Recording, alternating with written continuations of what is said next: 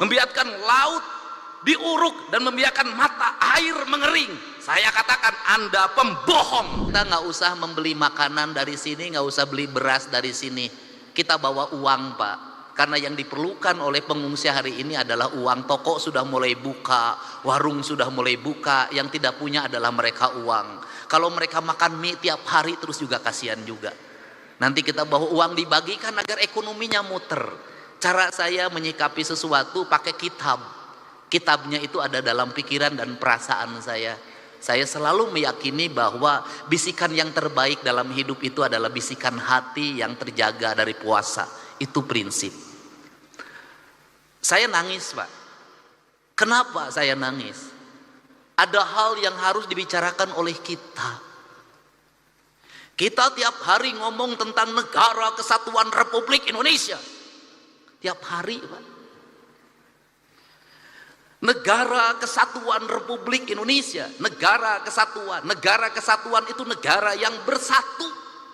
Negara yang bersatu itu negara yang tidak terpisah. Dalam kerangka pemahaman Gus Muafik ada dua hal di situ.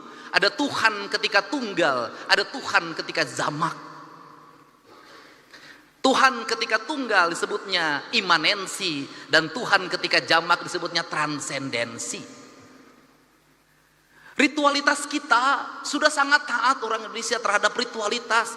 Umroh ngantri, haji ngantri.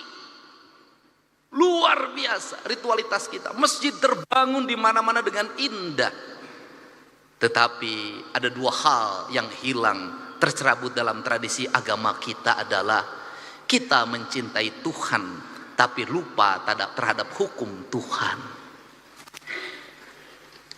Hukum Tuhan yang benar, yang tidak perlu ditafsirkan, yang tidak melahirkan mazhab, yang tidak melahirkan kelompok, yang tidak melahirkan ormas adalah hukum alam.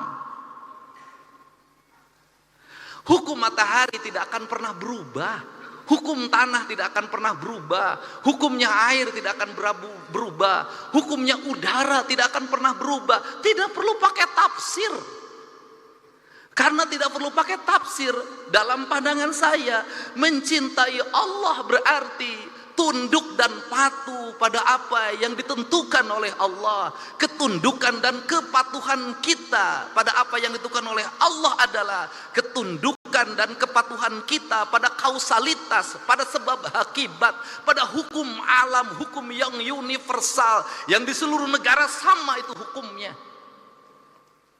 Sehingga seorang nasionalis, dia akan menangis ketika hutannya dibabat. Seorang nasionalis, dia akan menangis ketika hulu-hulu sungainya diuruk. Seorang nasionalis, dia akan menangis ketika mata airnya makin mengering. Kalau kita mengaku mencintai NKRI, mengaku menjadi nasionalis, membiarkan hutan dibabat, membiarkan sungai diuruk, membiarkan laut diuruk, dan membiarkan mata air mengering, saya katakan Anda pembohong. Dan Anda tidak mencintai Indonesia. Saya secara pribadi hari ini anak-anak muda, Kak Kuarnas mulai posting di media sosial. Mereka menggugat, Pak. Apa yang mereka gugat? Belanda menjajah Indonesia 350 tahun. Gunung masih utuh, samudra masih terbentang luas, sungai-sungai jernih. Dia meninggalkan perkebunan yang terhampar, bangunan-bangunan yang indah, gedung-gedung yang kokoh, jalan-jalan yang kuat, jembatan kereta api yang kokoh. Indonesia merdeka 80 tahun. Gunung gundul, sungai keruh, hutang menggunung, bangunan-bangunan hampir tidak ada yang berkualitas, jalan-jalan mudah rusak, jembatan mudah roboh. Pertanyaannya adalah siapa yang penjajah itu?